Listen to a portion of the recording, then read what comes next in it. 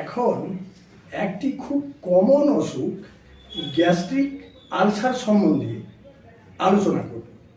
এই gastric ulcer অসুখটা আদতে আমরা ডেকে নিয়ে আসি কারণে অকারণে অ্যাসিডের ঔষধ আমরা খেয়ে ফেলি, আর প্রায় অ্যাসিডের ঔষধ খেয়ে থাকার জন্য স্টোমাকের যে ওয়াল আছে সেই স্কিন পাতলা হয়ে যায়, ফুটো হয়ে যায়, সেখানে আলসার তৈরি হয়, প্রায় অ্যাসিড হয়ে যায়।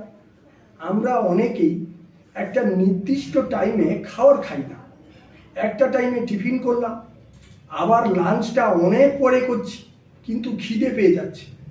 যখনই খিদে পাচ্ছে একটা ক্রিম কেকার বিস্কুট অন্তত খাওয়া ভালো, তাহলে শরীরটা ভালো থাকে।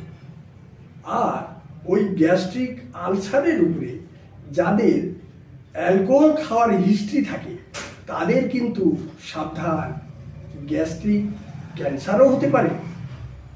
সময় থাকতে আপনি কোনো ভালো হোমিওপ্যাথি ডাক্তারের পরামর্শ নেন, সময় মতো ঠিকঠাক খাওয়া দাওয়া করুন, ঠিক খাওয়ার আধা ঘন্টা পরে পানীয় জল খান, আর রাত্রে ফোন না দেখে সঠিক টাইমে ঘুমানোর চেষ্টা করুন, দেখবেন ভালো থাকবেন।